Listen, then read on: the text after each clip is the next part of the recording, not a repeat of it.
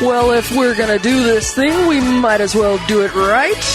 Right? All right, well, I would be honored to introduce you to tonight's guest, Victor Camacho.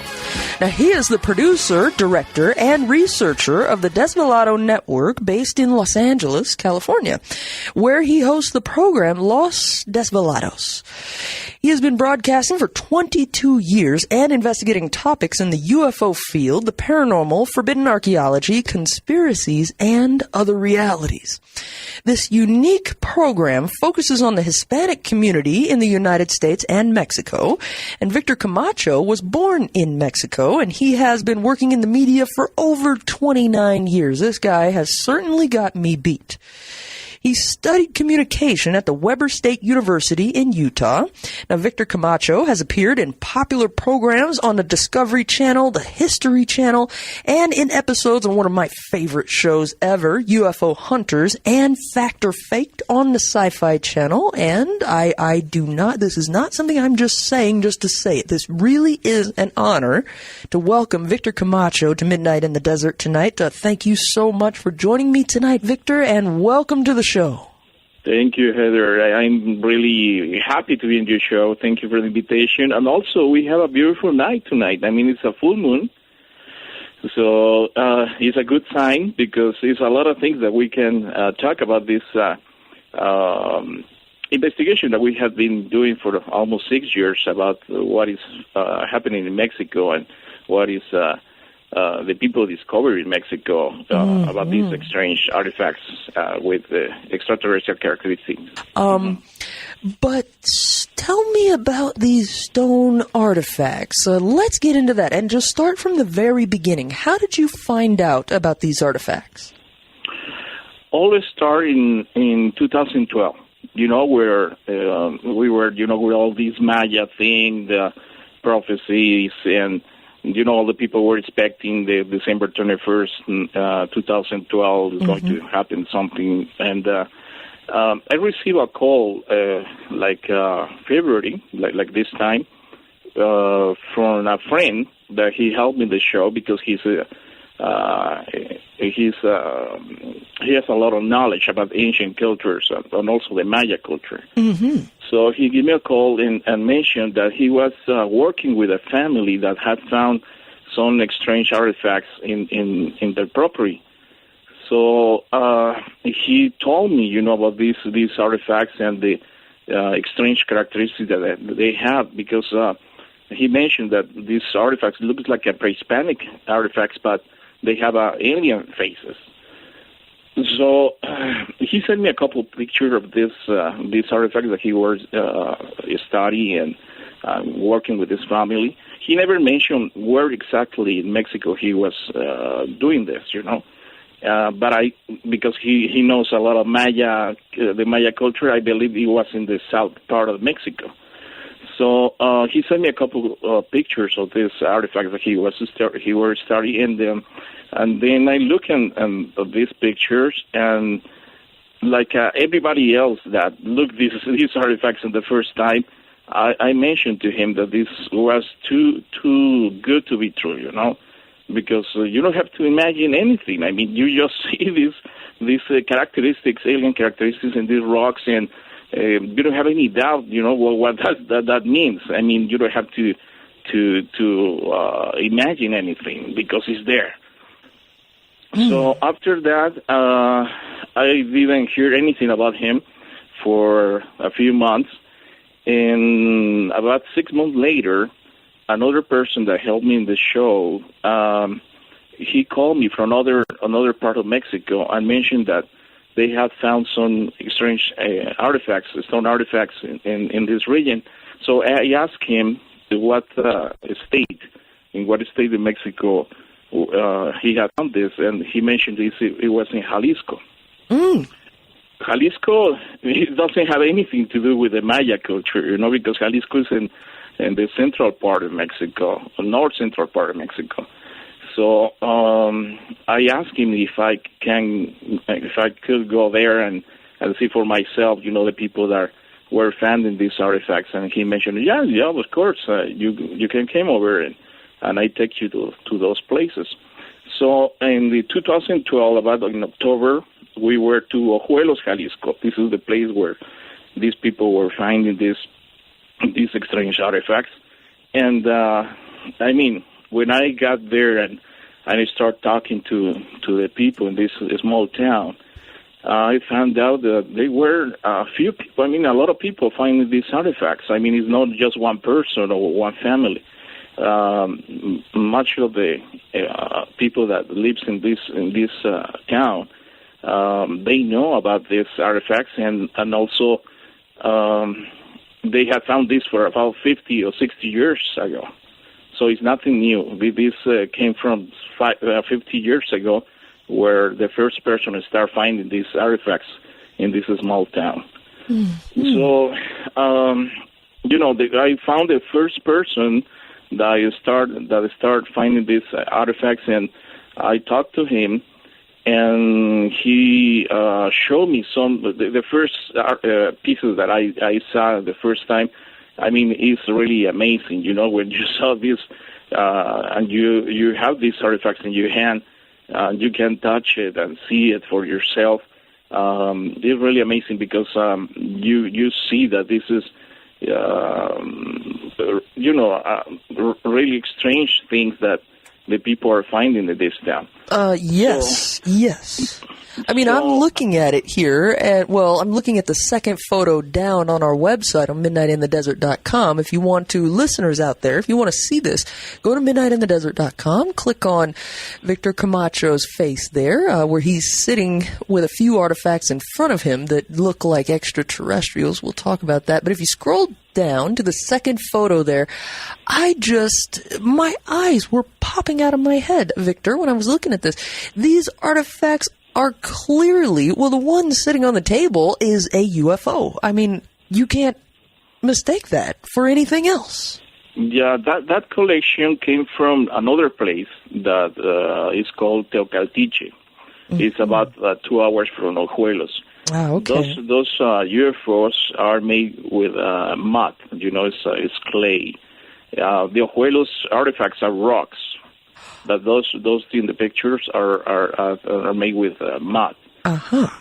And I mean, he's a doctor. The person that is in the picture with me, he's a doctor, and he showed me his collection of these strange UFO shaped artifacts. And that's really amazing. I mean, he showed me one of these. I don't know if that's that one that I have in the hand. It has a little window, a little hole in this piece. But you put some light and look in this hole, you see the alien inside sitting. So I don't know if I can explain right to you, but you see this small piece inside of this UFO, and it's an alien sitting inside of this artifact. That's amazing. Does it look like a gray? Yeah, it looks like a gray sitting inside, in this piece. So we tried to film it because we did a documental about this investigation the first time that we were to Ojuelos and also to Caltiche. So the cameraman that was with me at that time, I asked him, if he can take, the little alien inside, the little piece with the alien face. It was pretty hard because, the hole was very small, and to focus that with the little light and the camera, it was pretty hard, but we catch it. I mean, we could film this small alien inside of this piece. But yeah, Teocaltiche and Ojuelos, they have these artifacts, and we were investigating, this part of Mexico, Jalisco. And also later, a few months later, I knew that Dr. Jose Jaramillo, the first person that called me with this first report, he was working in other state, knowing Jalisco. He was working in San Luis Potosí. It's close to Jalisco. It's in the same almost the same central part of Mexico. Okay. So we have two states in Mexico where the people were finding these artifacts, Jalisco and San Luis Potosí. When I went to Ojuelos the second time, I found another person that he's the person that are selling, the artifacts, because these artifacts has the alien characteristics. The government doesn't accept these artifacts as real, as Prehispanic pieces, so they can sell it to anyone that wants to pay the money that they ask. So I found this person. He's an old man, and I asked him if he can take me to the place that he was finding these artifacts. So he took me to one of these places. He told me that this place was a small town in the top of the hill. So he took me to this place at the top of the hill, and he called this place the Lost City because there were a lot of walls, streets, a small edification in the top of the hill, but they were Prehispanics. I mean, pretty old, ancient city in the top of this hill. So he was excavating there, and he found a lot of those artifacts in this place. So he called this place the Lost City in the top of that hill. My third time that I went to Ojuelos, he took me to another place that he called the temple, because the things that he found over there, it's really amazing. He found different kind of artifacts, like ceremonial artifacts, daggers. I don't know how to say that. Probably, well, if you're talking about ceremonial artifacts, you're probably talking about daggers and staffs and altars and probably figurines of gods and goddesses and that kind of thing.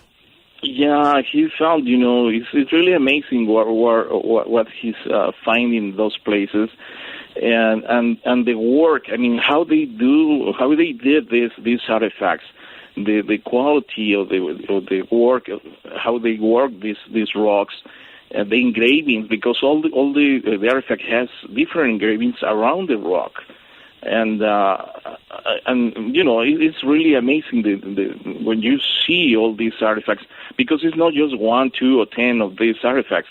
It's thousands of these artifacts. My God. Well, now I understand why you said it's a little too good to be true, because an ancient artifact depicting a UFO, not just a UFO, but with a gray inside. I mean, This is almost too good to be true. A lot of times when you're talking about these anomalous artifacts, it's our interpretation of them and the study behind them that makes them anomalous. These, Victor, are incredible. You just look at it and you know what you're looking at. Yeah, I mean, you don't have to interpret anything. I mean, you just see and you see the UFO, the engravings with the UFO there, the alien face. The language that is in these artifacts also is really amazing. The history that came with these rocks, I mean, they mean something. I met another person in Aguascalientes, close to Ojuelos. He has a collection about 1,200 pieces. So he invited me to his house to see his collection, and it took about 9 hours to take pictures, a video, almost for all the collection. We have to stay 9 hours. Oh, wow! Taking pictures and video. I have to choose, between all these 1,200 pieces, which one I have to put in video and put in photo. So we have worked almost all day with this collection, because I knew that maybe this is the first and the last time that maybe I will see these artifacts, and the engravings, the history that is in these engravings, in these rocks, is really important, because they selling the rocks, so you never know if these rocks right now are in France or in Japan, or in Germany, or in Mexico, and in the United States, because a lot of people are buying these artifacts. Oh, I see. Well, that would be a good way for someone to make some money, although it's always painful to hear about ancient artifacts from any culture just sort of being bought and sold like that. In my mind, these ancient artifacts belong to the culture they come from.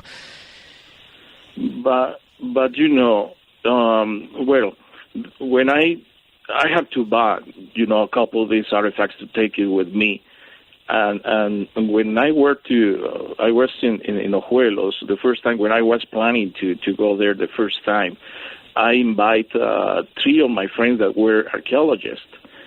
They were working with the INA. INA is the Mexican Institute of Archaeology there in Mexico. Cool.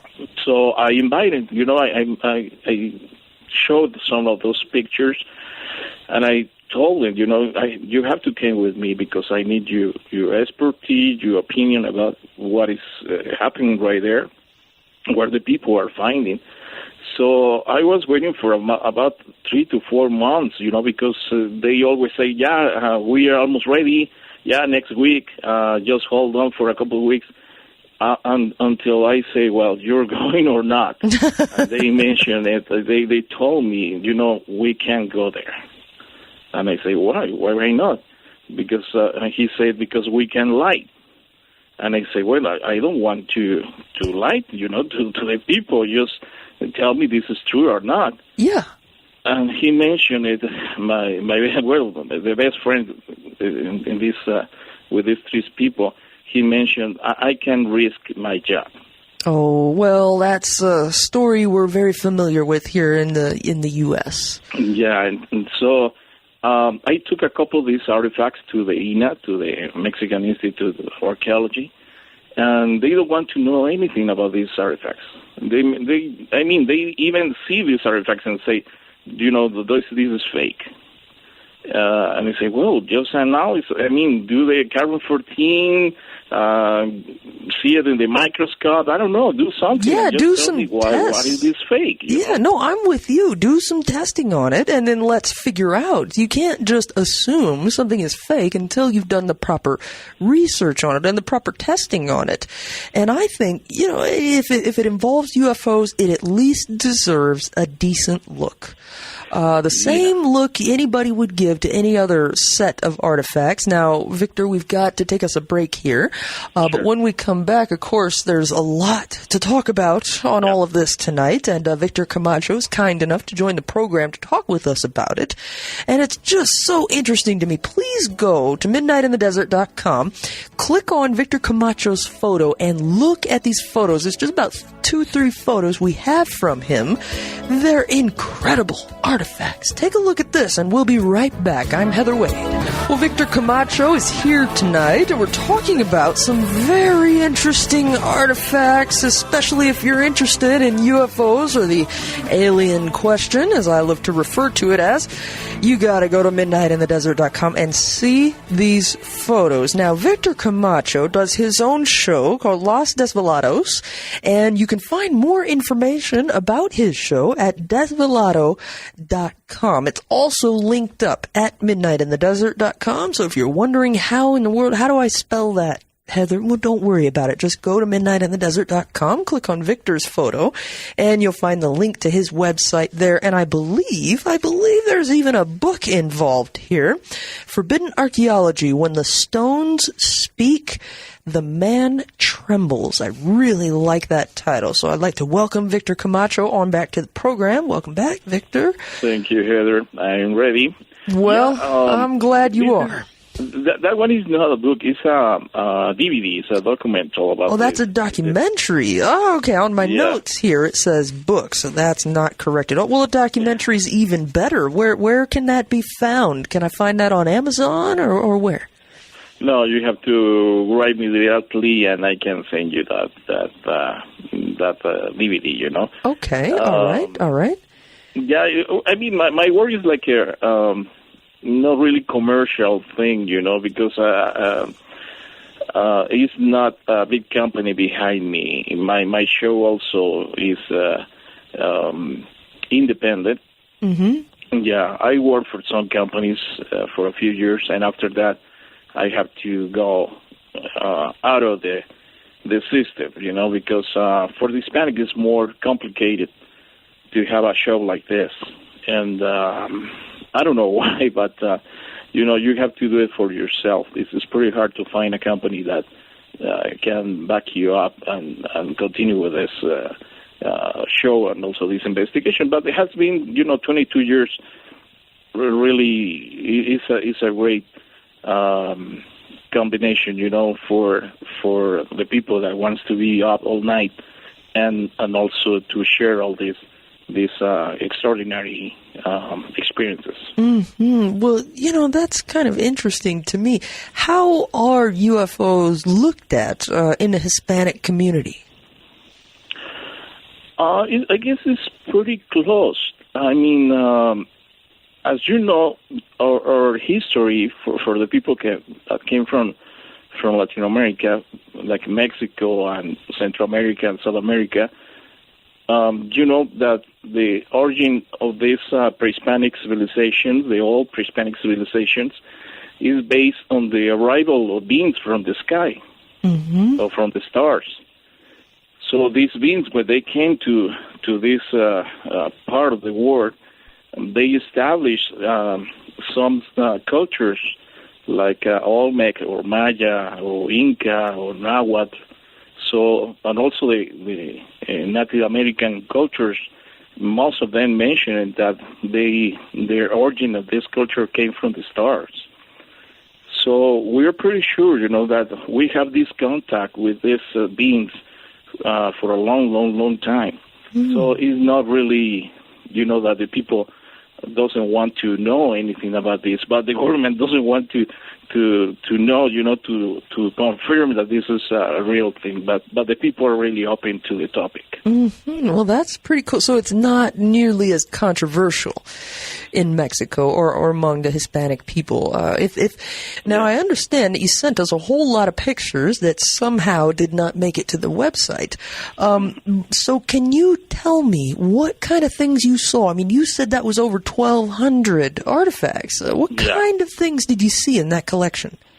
Well, when I was doing this, I was doing the documentary about this investigation. Mm-hmm. So a Mexican TV company down there, he supported me to, with the cameraman and transportation and all this, because they were very interested about these artifacts. So he gave me the crew to take, all the information that we need to do this program, because we aired in Mexico this documentary about 4 years ago. Mm-hmm. So when I was, I have these 1,200 pieces in front of me. I have to do like how to say that. To see the main characteristics of these artifacts, mm-hmm. And I separate the artifacts in 4 different kinds. The first one, it was because of the engravings that they have. This artifact has the special engraving. So I classify these artifacts in 5 different groups. The first one were the beings with wings. There were a lot of pieces with the engravings of these beings with beautiful wings, like angels, but with the alien faces. So these were the first classification that I did. I have to find all the pieces that has these beings with wings. So I put all this together. We took pictures and video for this kind of engravings in these rocks.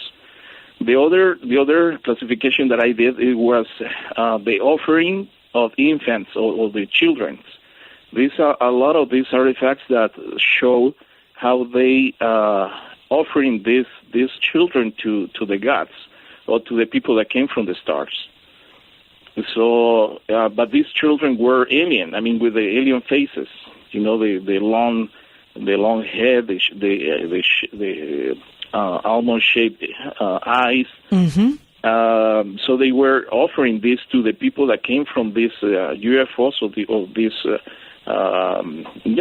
UFOs that came from the stars. So they given these children to them. The third classification was different types of beings. When you look at these rocks, you can see a different beings, not just grays. You can see beings with a long neck, another pretty skinny, other with the insectoid characteristics. Oh my God! Really? Yeah, I guess it's like 7 different types of beings in these artifacts.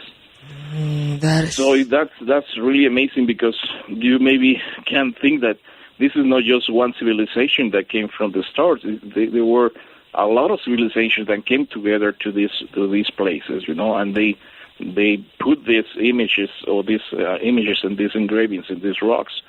The fourth classification that I did to these rocks, it was the alien writing or the alien language.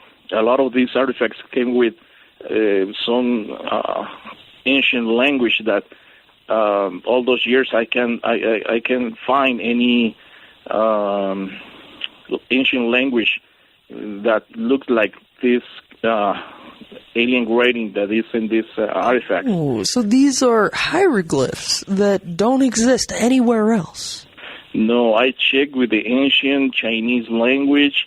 I checked with the Syrian and Babylonical characteristics, and I for now I can't find anything like that with a special writing that is in some of these artifacts.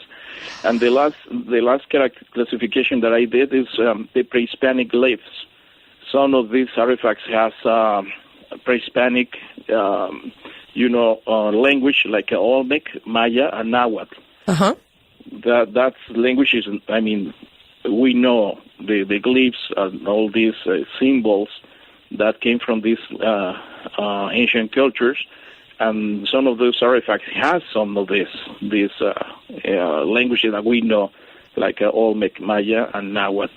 So that's where the 5 classification that I did to the artifacts, depending on the engravings that they have, inside. But I have to do it, in the moment, because I have never seen these artifacts before. So I have to do something pretty quickly so we can classify and video and take pictures of this collection, that this person has in Aguascalientes. Because as I told you, maybe it was the first and the last time that I see these artifacts. I don't know if he has it, but we have the picture and video of these stones. Well, right, he has the collection, but you don't know for how long he'll have that collection. Yeah, because he's selling and buying. He's reselling. And it's pretty expensive, these artifacts, with a person that are reselling these stones. But it's really amazing. The engravings, when you see the engravings and the work, how they work the rock to do something like that is something you see as impossible to do that right now. Yeah, well, yes. I hardly know where to begin. Here, Victor, there is just so much to talk about. Now, okay, let me start with this. Were you ever able to get anyone to take a serious look at even one piece? Were there ever any tests or anything done? Yeah. My friend Jose Jaramillo, as I told you, the first person that called me and gave me the first report of these artifacts. Yeah. He was working with his family. This family found a cave in his property. Inside that cave, he found those artifacts. So, in some way, they found Jose Jaramillo because he's an expert in ancient cultures and Maya.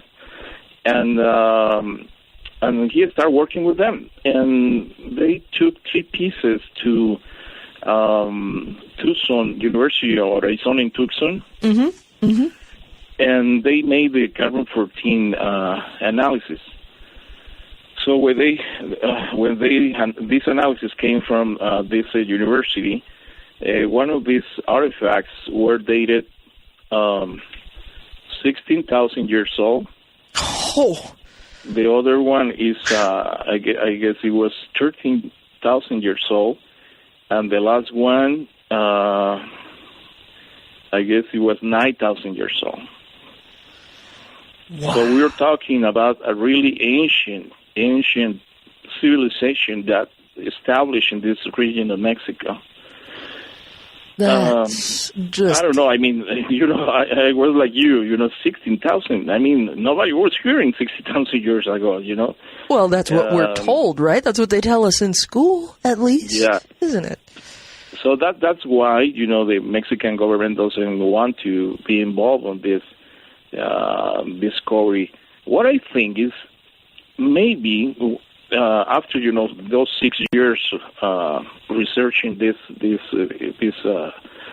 stones, I guess the Mexican government has found these artifacts before, but they keep it.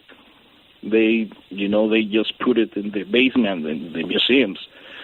But right now, because we have the media and the social media. Mm-hmm. As soon as somebody finds something, you just take a picture, and 3 seconds after that, everybody knows, that you found something. Mm-hmm. That's pretty cool. So what I think is they lose the control. They found this, and they keep this in secret. But right now, the people are finding these artifacts, and they share to the social media, and that's why this was like a fire in the social media when the first pictures came to Facebook and YouTube and all this social media that we know already. Mm. So I guess they lose the control to control this information and control the findings of these artifacts. Mm-hmm. Oh, yeah, they lost the control of that kind of control a long time ago. Here in the United States, the Smithsonian, you probably know this already, the Smithsonian tends to take anything out of place and do the same thing. Tuck it away in a cabinet, put it away off someplace. And if you go there and specifically ask for something, I know they have some giant skulls that are really, really big. Human skulls, or what they look like human skulls. I don't know. Yeah. But if you go and specifically ask, of course, you have to go to the right, Smithsonian's a big institution. So it's not like you just walk up to the front door and say, show me the giant skulls. I mean, you have to go to the right area of the institution, ask them, and you can request to be shown them, and they will show them to you. But they're not on display, with the rest of the artifacts, because there's just something, even some people say it's a cover-up. Do you ever think about that, Victor? Do you ever wonder if just because this stuff doesn't fit in and because they do involve extraterrestrials that the powers that be just don't want to deal with it at all and keep it covered up to cover up the truth? As I told you, I mean, the origin of these ancient cultures in Mesoamerica, and look at what is Mexico and Central America and South America, I mean, the origin of these cultures came from the star. I mean, it came from the start is because somebody came from the start and established this civilization in these ancient places, and they showed me this person that has the 1,200 artifacts in his collection. He showed me one piece, and I mean, I was shocked when I saw this rock with engravings. I will try to explain what this rock has in these engravings. When I showed a picture of this to my friends, archaeologist friends, he mentioned this can be real because it can exist something like this. And what this rock has in it is this is a UFO in the sky with a gray in the earth, and this gray is talking to the Tlatoani. Tlatoani is a king, the ancient king for for Olmecs and Mayas and Nahuatl. Okay. So this gray is talking to the Tlatoani, and these engravings are Olmec, Nahuatl, and Maya. So it has the three different languages in one piece.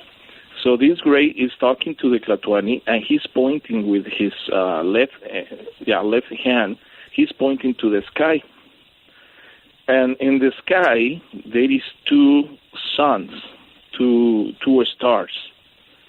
As you know, the grays came from a system that is calling Zeta Reticuli. Mm-hmm, that's right.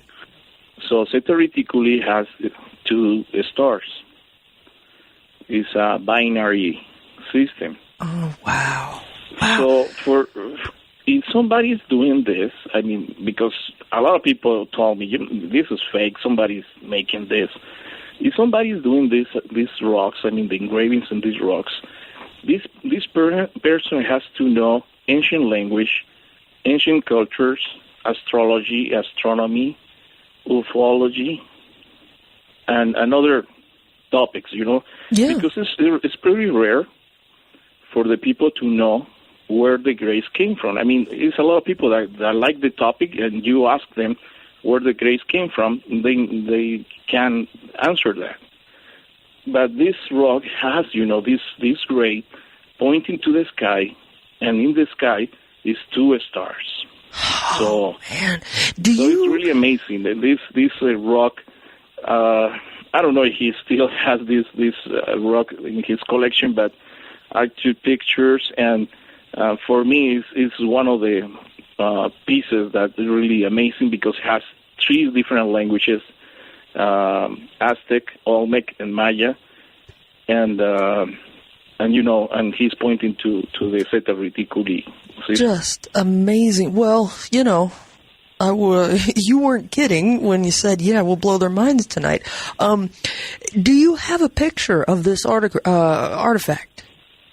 Yeah. Okay. I guess I send it to Are you sitting at your computer? Can you send it to Heather at midnightinthedesert.com? Or even better than that, send it to Roland at midnightinthedesert.com.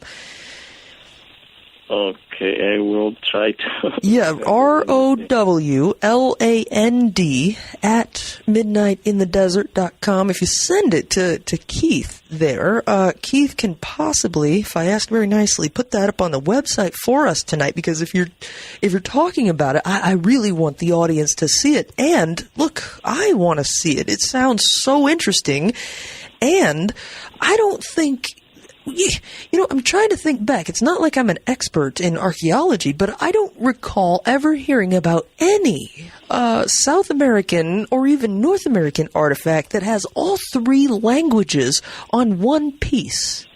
Yeah, I mean, I put to this piece the name the Genesis Stone, because the information that has this rock.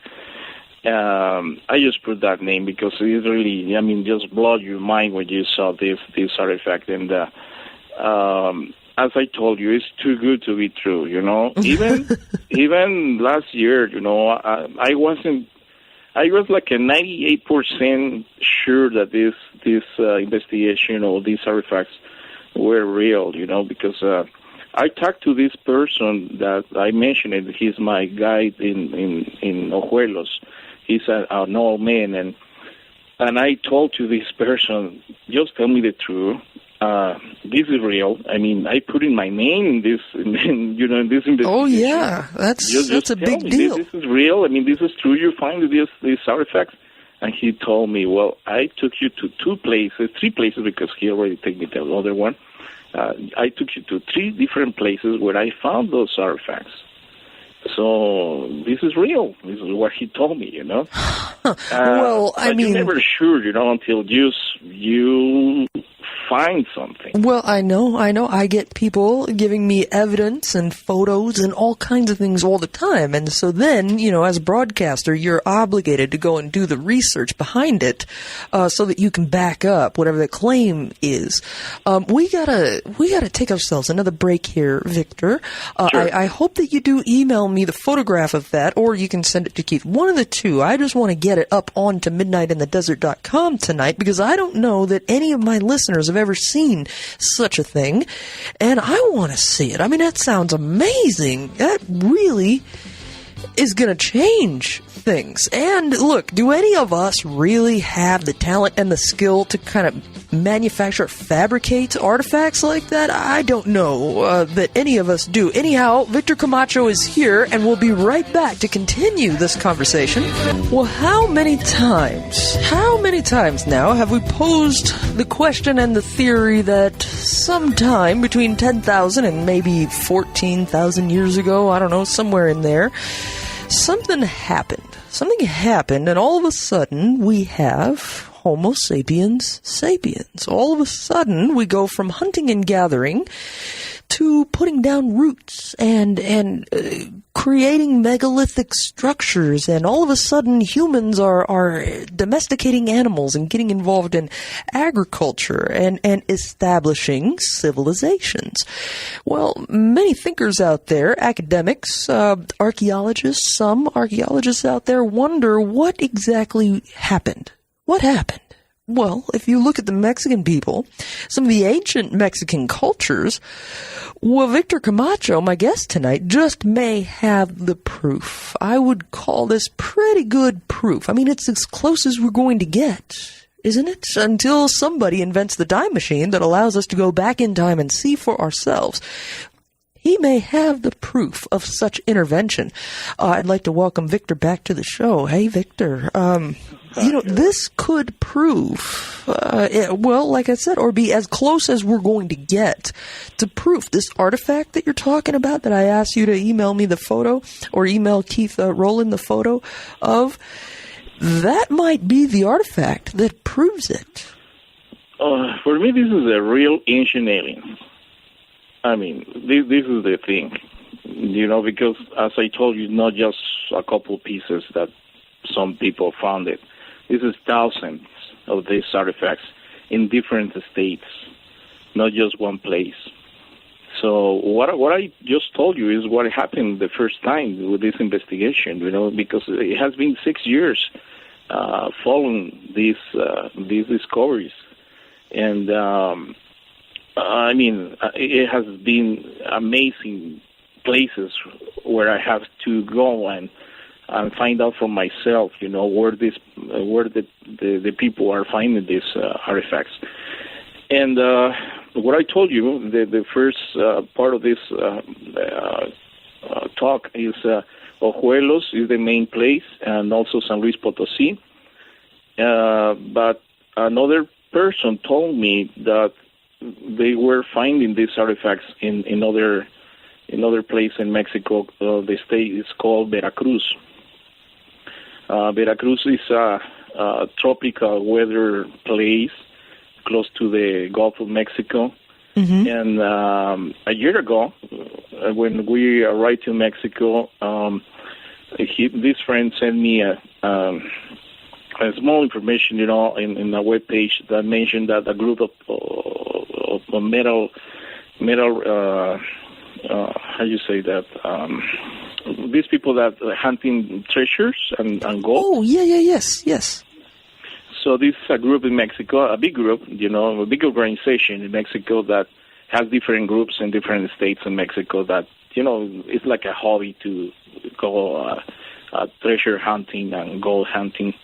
Mm-hmm. And one of these groups in this region, they found strange rocks with alien characteristics. So he sent me this article in the website that they put it, and I remember I talked to my wife. It was a Saturday, and when I read this, and I told my wife, we need to find a way to talk to this group and see if we can go to the place that they had found these artifacts. because it's pretty far from Jalisco, and Veracruz is far away.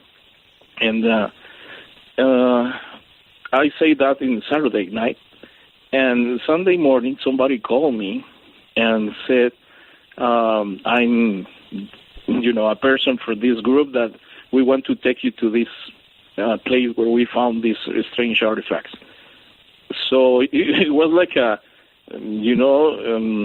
it's really strange, because I just mentioned to my wife that we need to find these people, and they called me next day. And he said, and I asked him, yeah, of course, we can go there. And I asked him, when you can take me to this place? And he mentioned it, well, next weekend. So we have to do a lot of things, to make sure that we can go with them to this place. I never met these people before, and they told me, well, we'll see you next Saturday, 5 in the morning. Just go to this small town and rent a room in this small hotel. And he gave me all the instructions, to meet him and his group over there. Mm-hmm. So as you know, there's a lot of places that is not safe in Mexico. Right. So this is one of these places, Oh, no. Oh. And I told my wife, this guy just told me to meet him in this small town. We never met him before, You think that we can go there? I mean, is it safe to go there? And it was amazing that these people call me. I mean, I even tried to find them, and they call me. And I say, this is like a sign that we need to go there. So we went this Friday night, and meet him in Saturday in the 5 a.m. in this place. And, they took us to a cave in the middle of the jungle in Veracruz. He never mentioned, what kind of trip that we will do this time. So I was already prepared with the things that we really need. But, we took the risk and we went with them to the jungle. I have to say that when we arrived to the limit of the jungle, we had to walk like 3 hours in the middle, the trees and hills and the river. It was pretty hard to get to this cave where this person or this group found these artifacts. Yeah, I bet that was quite a hike, and you weren't really prepared for that. Yeah, they never mentioned that we have to cross the river and, walk like 3 hours, something like that. But anyway, it was pretty hard to get there. And when we finally get to this cave, it was amazing, because they told me that this cave has engravings in the floor and also in the how you say... in the walls, in the ceiling? Yeah, in the walls. That this is not really a big cave, it's like 15 meters long. And inside of this cave, there were more engravings. And this was the place where they found these strange artifacts too. So we were to this cave, and all. It's really amazing. You see the engravings in the rock, in the floor, in the walls. So when they took us to inside of this cave, it was really amazing getting there. And when we were in there, we found gold inside. Oh. I don't know. It's really amazing when you found gold. I never found gold before, But when we were inside of this cave, seeing the engravings and taking pictures and video of these marks in the rocks, I saw something that was like a light in the floor, and I tell to my cameraman to put the light in the floor, and it was amazing to see how the light, the floor, just start lighting a little pieces of gold, in the floor. I sent you a picture of that so you can see it. I think I do see that, actually. You sent me an email here with a bunch of photos on it, and I'm going through that right now. And let me get back to that here. I see a photo of what looks like a cave floor with some gold on it. So what I'll do, I can send that to Keith and ask him to post that on the website for us so everyone can see it. But I don't see here a photo of the artifact you were describing with the gray talking to the king. It was the first email that I sent you. I don't know I sent you like 3 emails. Oh, okay. Well, then let me go back and check it again here. Maybe it's in there. Yeah. Yes. Okay. Maybe it's this one. I'm trying to kind of get this done while we're talking, and I'm not too good at doing 2 things at once, Victor. So. I sent it to Roland too, so I don't know if he has. Okay. All right. Okay. Emails. Right. I'll keep looking here because, man. Oh, I think I found it. Genesis Stone. Yeah. All right. Okay. I just need these to download here, and I'll get those over to Keith. So, listeners out there, we're going to get this photo of this. Oh my God. Okay. Well, I'm sorry, Victor, for interrupting you here, but I'm now looking at this artifact. Oh my God, Victor.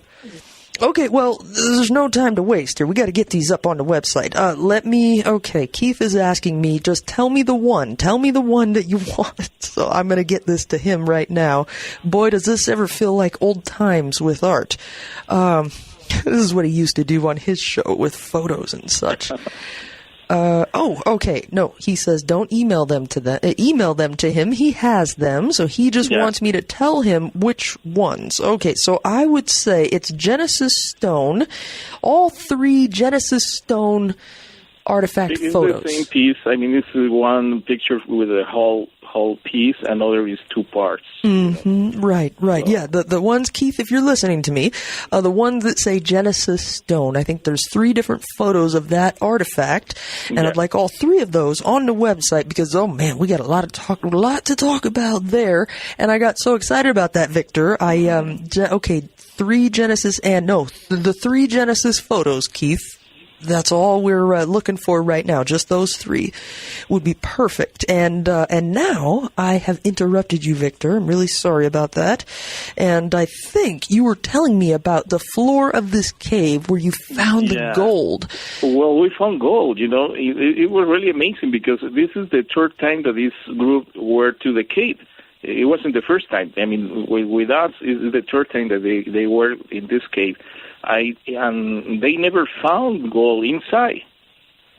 So I don't know what happened, but as I told you, tonight we have a full moon.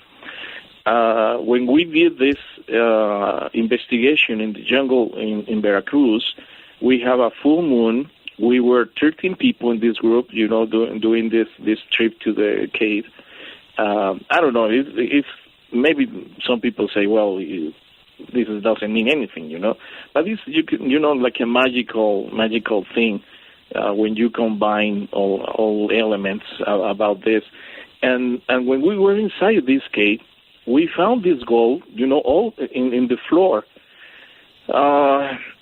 I don't know, really amazing because this is no normal gold. I mean, the natural gold is, you know, like a small rocks. Mm-hmm, little chunks. Or maybe inside in the rock with quartz. Mm-hmm. But nothing like this. This is a little, how you say that, the laminas in English is sheets?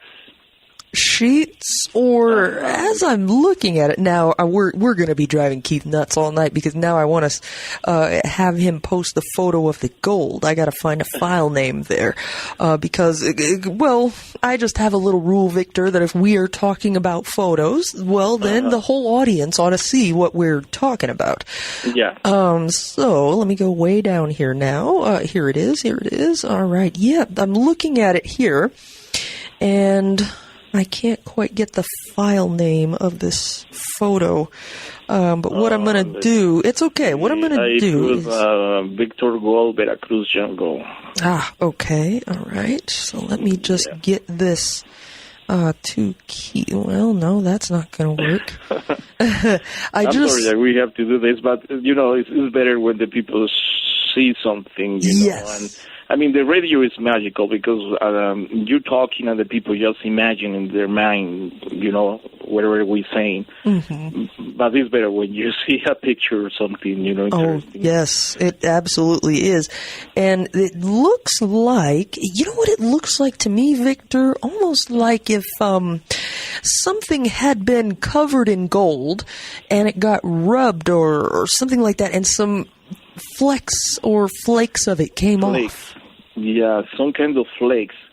And this is not natural. I mean, as I told you, the natural gold is not like this.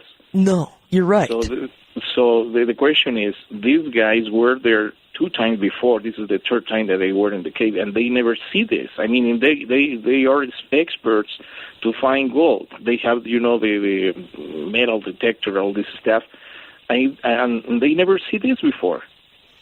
So I don't know, somebody has to put this gold in the floor before we arrive there, or the gold came from another place, but it's no way that the gold came from, another hole or something, It's really amazing. We took some of this gold with us, and but, when we found this, the people were crazy. They forget about the artifacts and the rocks and whatever you're looking for, They were, crazy to collect the gold. And we lose a lot of time there, because they want us to go out of the cave and until they collect all this stuff. But anyway, and this time, something happened. My wife was in the cave, taking pictures, and also, she was taking rocks. She likes rocks, so she was collecting rocks inside of this cave, and she found one of these artifacts. Oh, inside of this cave. So this is the piece that make for me sure that this investigation and these artifacts are real. Oh, because this is the piece that we found inside in the cave in the middle of the jungle. So I am 100% sure right now that this is a real thing. I mean, this is the real ancient aliens, and this civilization came from the stars, and they established their cities in different states of Mexico, and leave these stones as a library. They were here before, and they established their families or the civilization here, and then disappear, or maybe they moved to another place.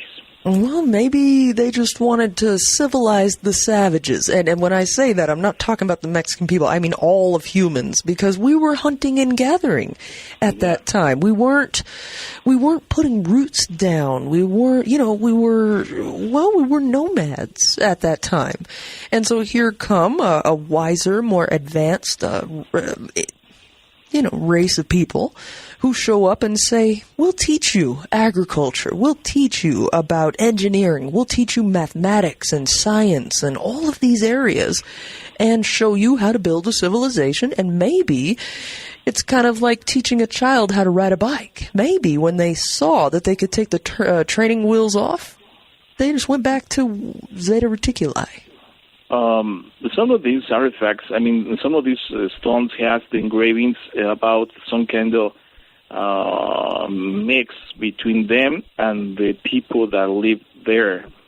It's like a hybrid thing. Mm-hmm. Because some of these beings that are engraved in these rocks, it looks like an alien with human characteristics. But also, most of the alien or the extraterrestrial figures in these artifacts has 4 fingers, all of them. But when you see a hybrid, it has 5 fingers. Oh, that's an important detail. Well, I have to let everybody know the photos of the Genesis Stone, Victor's Genesis Stone, are on midnightinthedesert.com right now. Thank you very, very much to Keith. I owe you a steak and a beer. Yeah, right there. Mm-hmm. And they are absolutely there. Also, if you scroll, you have to scroll all the way down. Scroll all the way down to the bottom, and you'll see the picture of the gold that was found on the bottom of the cave floor that Victor Camacho was just telling us about. So, and this is exactly how it's done. If you want to talk about these kind of things and then show them to the listeners out there, I'm having a hard time concentrating, Victor, because I'm looking at this Genesis stone. This is amazing. You can describe it better than me to the listeners. Well, I don't know. I told you there's a gray pointing to the sky. Yes. There is two stars in the middle of the rock. You can see two stars, two suns. Right there. Yep. Mm-hmm. And the Tlatoani is the person in front of this alien. Mm-hmm. The Tlatoani is sitting in the throne, and he's talking. You see the little symbol in his mouth. Mm-hmm. He calls in Nahuatl it's Bergula. It's called Bergula. This symbol is the communications symbol. Okay, I mean, it looks talking to the gray. Yeah, it looks like a universal symbol for he's talking. Mm-hmm. And the gray is pointing to the sky, and you see the little footprints. Uh-huh. Okay, this footprint is the symbol for walking, but when you go to one place to another one, okay. So this is the footprints came from the sky, and others go to the sky. So that means that they have this communication between maybe these two worlds. They came from there, but also they can go over there. I mean, they can walk the two ways. Right, because if you look at the footprints, they are kind of indicating that this goes both ways. Mm-hmm. Yeah, and also a little bit to the top, in the middle, you see like a little mushrooms. Uh-huh. This mushroom is not mushrooms. They call this the sky, eyes of the sky. This is an Olmec characteristic. This eyes that came from the sky, mm-hmm. and also the footprints go far to the top of this this piece, and also to the right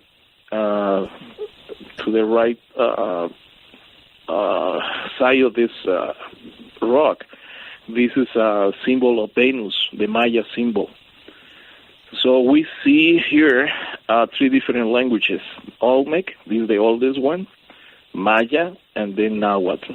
So this is the piece that I told you that my friends, archaeologist friends, mentioned that this can be real, or it can be something like that, Well, again, you've probably heard about the Egyptian hieroglyphs, frequently referenced by those who work on this show, Ancient Aliens, and I know some of the guys who work on that show, and they depict what looks like an airplane and a helicopter and maybe a submarine, and these are hotly debated. People go back and forth. Oh, that's not what it looks like. You're just looking at it through the lens of modern eyes.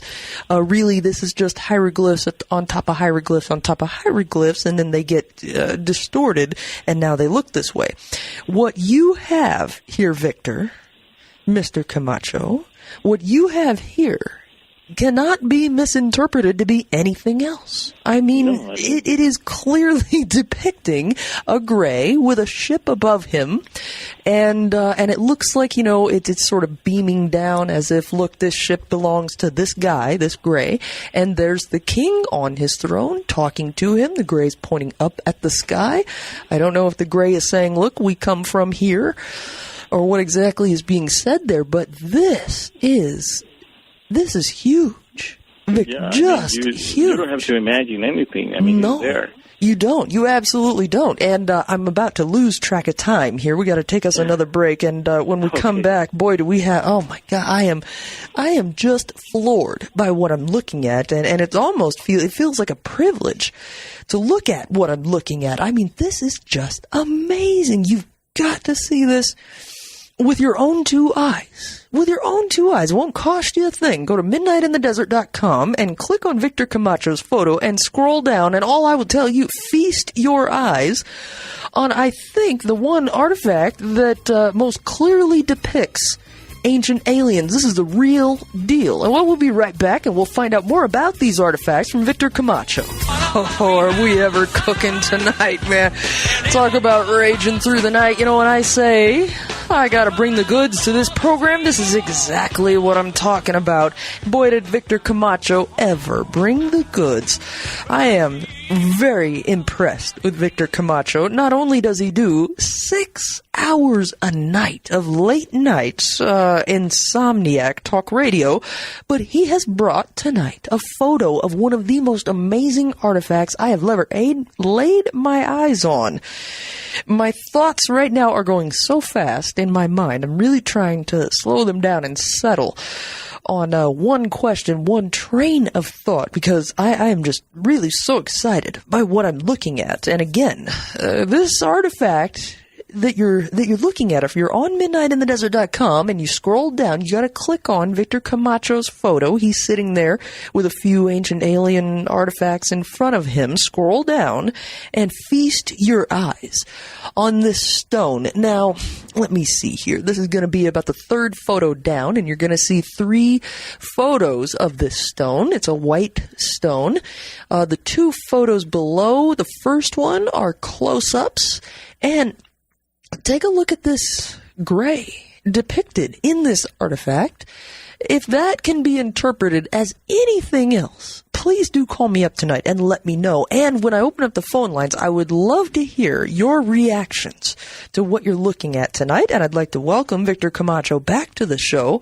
I am quite impressed, Victor. You have brought the goods tonight. Oh man, have you ever brought the goods tonight? Really, it's amazing that, I mean, this is, when I show this in some conferences that they have invited me to share this information, you know, the people, you know, just blows their mind when they saw these kind of artifacts and the engravings. And also when they see the artifacts for themselves, because I have some of them, and I show them when I do the lectures. And I mean, you can see it, you can touch it, you see that it's a real thing, you know. Mm-hmm, yeah. Well, this looks like it's made from stone. Any idea what kind of stone this is? Is this some sort of marble? No, this is a really interesting question because, you know, the matrix of this stone is totally different. It's like they put like a quartz in the front, and they did the engravings over the quartz. But the matrix, the material, the natural material behind this rock, is nothing like that. You know, it's like they put like a liquid quartz in this rock, and they engrave inside. I mean, the work that they made is really amazing. What I found for the rocks in Ojuelos, there is 4 different rocks, types of rocks in Ojuelos. It's rhyolite, granite, basalt, and tufa. These 4 different types of rocks. And also, when I told you that we were to this cave in the middle of the jungle in Veracruz, the artifacts in Veracruz are totally different from the material is like a river stone. Mm-hmm. And they did engravings over these river stones, and also there in Veracruz there is a piece that show the exchange that these beings have or did with the ancient people. And this is a real special. It's like the Genesis stone, but this stone talk about the exchange between how these beings maybe gave to the ancient people corn, mm-hmm. In exchange for sperm. Okay. All right. Okay. Yeah. So it's what I see in this rock. I mean, the engravings in this rock in Veracruz, they show this exchange between corn and sperm, human sperm for corn. Mm-hmm. As you know, the ancient corn.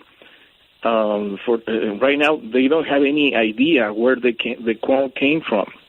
Most of the grains has ancient origin, but the corn doesn't have any ancient origin.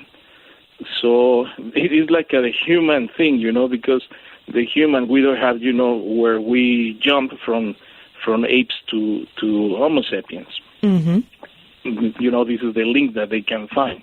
Right. So it's happening with the corn also, because there is no any link, the origin of the corn in the ancient times. Oh, So the rock shows the interchange. I mean, they change maybe the corn for human sperm. Mm-hmm. This is a very important detail, actually. This is an incredibly important detail because, again, like I said, my mind is racing now. You really got my gears turning on this. And it occurred to me, all the ancient people whose cultures center around corn. Now, I'm talking about the Navajo people, the Hopi, a lot of Native Americans, probably not my own tribe. I think I don't think the Choctaw tribe is centered around corn. But think about this. All the cultures that are centered around corn, if you ask them, where did your culture come from? Where did your ancestors come from? Well, I know that the Navajo will point to the sky, and they'll tell you they came from the sky. All the cultures, oh gosh, who was it? There's the, maybe you can help me out with this, Victor. There's certain people that live near the Nazca lines? There's a certain people down there, they eat a lot of corn, a whole lot of corn. They're these runners. They can run incredibly long distances. Do you know who I'm talking about? I guess it's the Incas. Okay, all right. The main culture there is the Incas. The main culture is the Incas. Well, I know there's a specific tribe of people, and they're known for being long distance runners. I mean, these guys can run for hours and not get tired. I don't know because in the north part of Mexico there is the Tarahumaras. There you go. That's who they are. This is in Chihuahua, Mexico's the north part. Yes, I remember that about Chihuahua. Okay, all right. And so these people will also say that their ancestors come from the sky, and their main part of their diet is corn. I mean, they make corn beer, they make corn bread, all kinds of things out of corn. Mm-hmm. And so, I never thought about that before, but now that you bring it up, this is something that ought to be looked at. Yeah, this stone has this interchange. I mean, the exchange that they made for human sperm, and they gave this corn and the grains of the corn. Maybe is what happened in the ancient times, that maybe this beings from the start, they gave them the corn, and they started cultivating the corn in the ancient times. I mean, the history that is in these rocks is really amazing, because what he's talking is that these beings came from a planet that maybe a big asteroid hit this planet, and they have to leave this planet to another place. And also these another artifacts that has like a map where they came from, because it's different planets. It's like a guide to, or maybe to remember where they came from, because the first in a lot of these artifacts has this planet hit by an asteroid, and then they have to leave this planet, and maybe they established the civilization here in here. Mm-hmm. And then tried to breed with us. Yeah, maybe they tried to breed, or they tried to hybrid, or maybe they hybrid with the ancient people that lives in in these places. Mm-hmm, because, think about it, all in these same locations that you're talking about, well, maybe not the same exact locations, but very close nearby in the whole area. And, of course, if you go a little bit north of Mexico, you still find elongated skulls and giants. Yeah. And where did they come from? Lovelock Cave in Nevada. You know about Lovelock Cave? Mm-hmm. Yeah, what was found there is completely anomalous. I mean, this doesn't fit in with anything we've been told in school about, the origins of mankind. But if you take your artifacts into account, the story of the corn, and then everything, all the good researchers out there researching elongated skulls, it starts to fit together and it starts to make sense.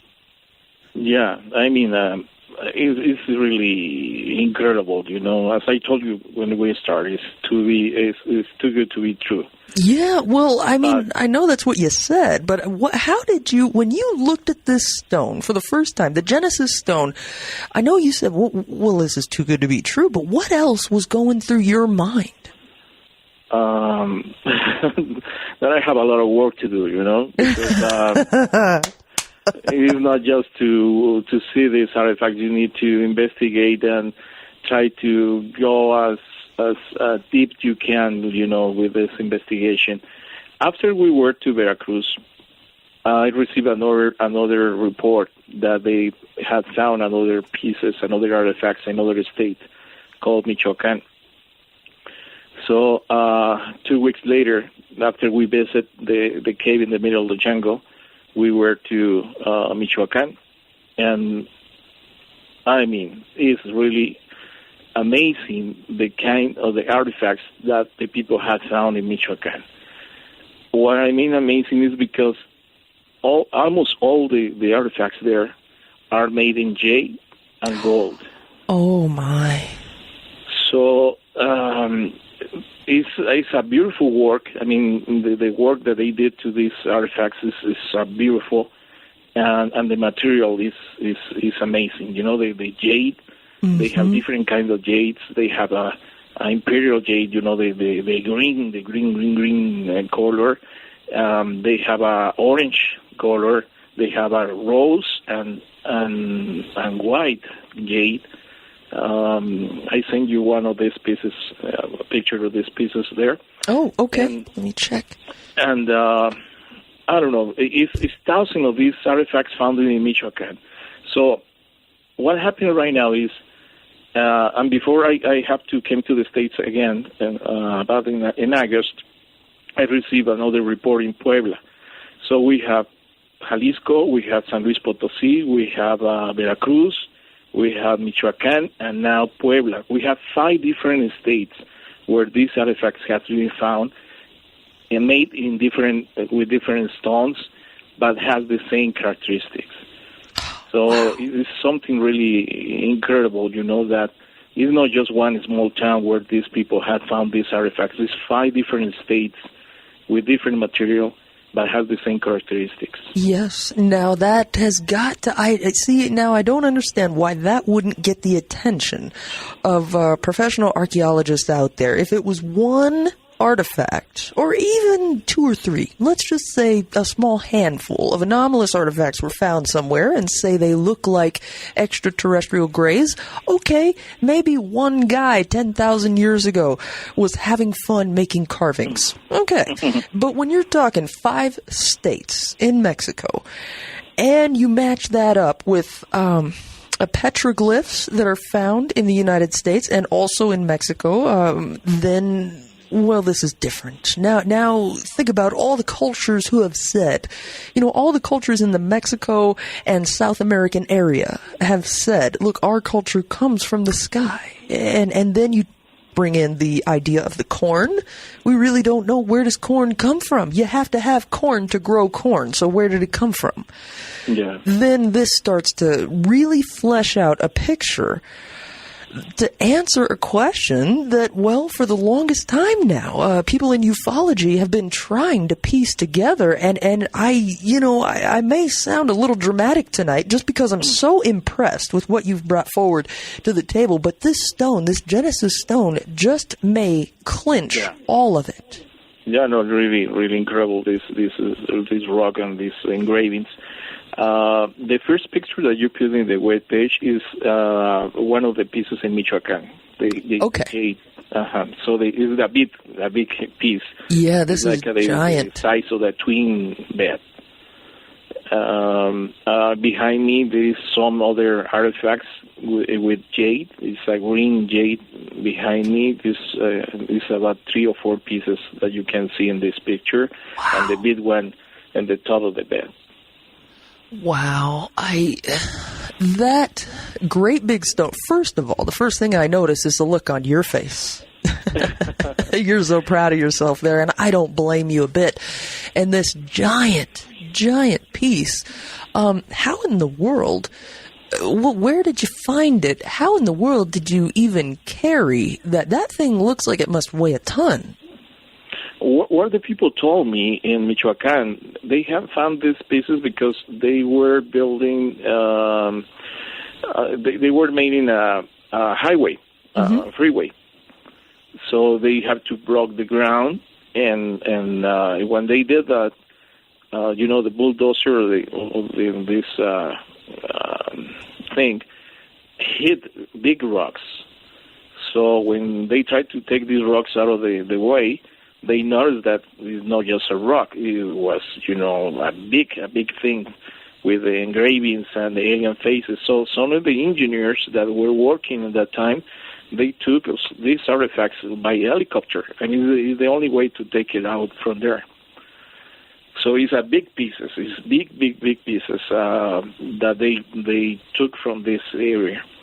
And right now they found it. I mean, you see that one that I show you in the picture. This is a small one because there is a bigger of those artifacts. Good Lord. Well, and I'm looking at the face. It almost looks like the face of a Mayan king or maybe an Incan king.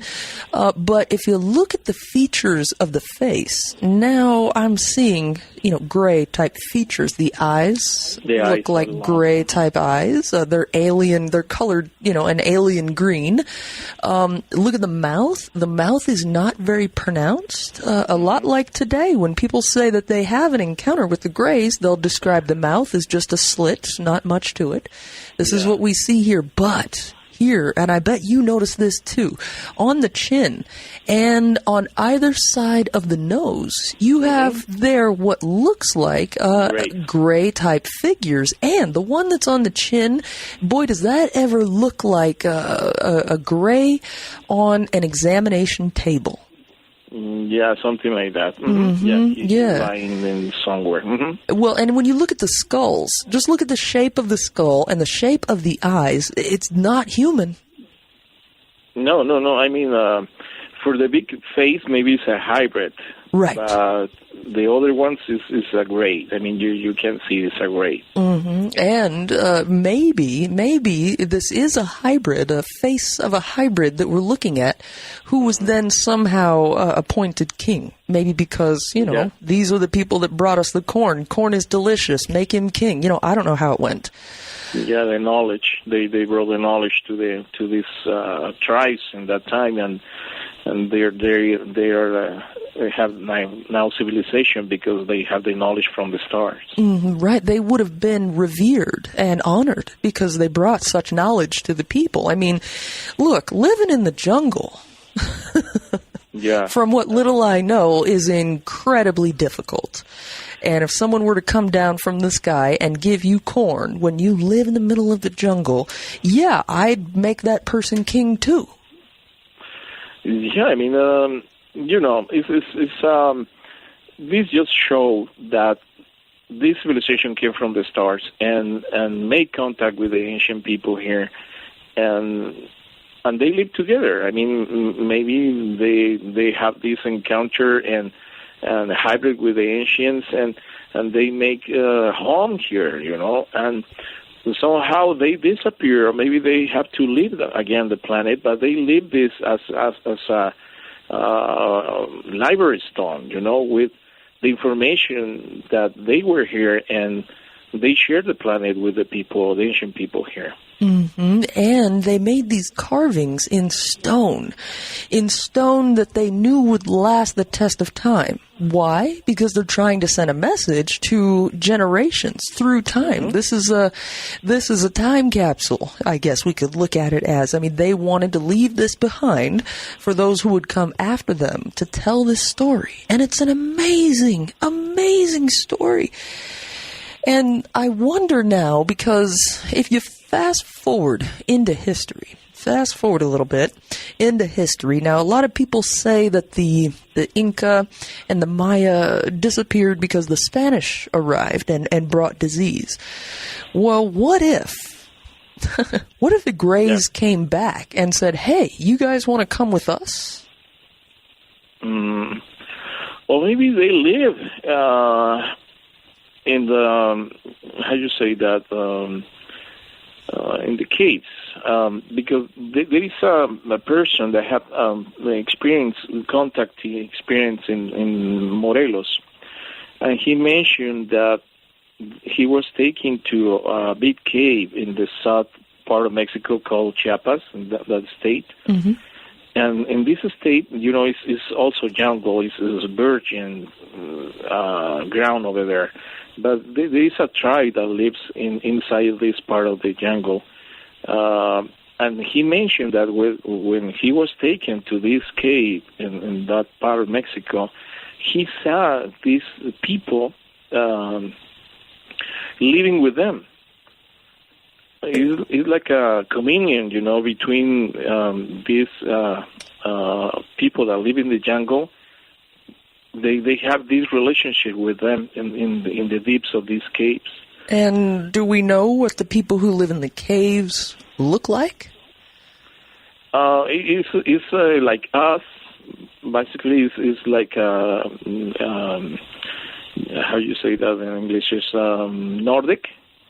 Nordic, okay. Nordics, yeah, the Nordics that lives in these caves, and they have this communion or this relationship with native or the locals that live in this part of Mexico. All the phone lines are open as well. I mean, let's start taking your calls on this. Have you ever seen anything like this? Like what Victor Camacho has brought tonight to the program. I mean, this is amazing. This is incredible. I want to welcome Victor on back to the show. Well, first of all, how in the world are you here tonight? Did you have to take a night off of your show? Yeah, I have to record the show. Oh, you put on a replay. Oh, man. Yeah, wow. I have to record the show. Wow. Well, that's great. I mean, we have a good night, and I want to share this information with your listeners, because maybe they haven't heard about this before. Yeah, it's very important that they hear this and know what is happening and what is finding in Mexico. Yes. Well, and I'm thinking of other people that do other shows that I don't know how you're ever going to find the time, but that I would like to hook you up with. First of all, do you know Whitley Strieber? Yeah. You do? Have you done a show on this with him? No. Oh, man, never. You should. You should. He would love this. You got to send him an email. I will get you Whitley's private email address and send that to you. Actually, let me write this down because I want to hook you up with him. Okay. Because I bet this would make a really cool dreamland for you to tell us about him. And it's going to get this information to a whole other crowd out there. The Dreamland audience is a really big audience. He's done that show for years and years now. Let me make a note here to get you Whitley's email, because I don't want to forget to do that tonight after the show. Okay. Because that, I can just imagine, I can just hear it now, his reaction to this. Okay, now, what did your listeners think about all this? Oh, like you. I mean, they're amazed, when they hear all this investigation. When we start, when the first person called us, and Dr. Jose Jaramillo called me, and also he was in my show mentioning what he's finding in this place in Mexico.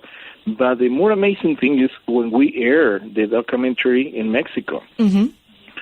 So it was a 52-minute documentary about, the findings in Ojuelos and Teocaltiche, visiting the lost city, showing, the 1,200 collection that this person has in Mexico, in Aguascalientes.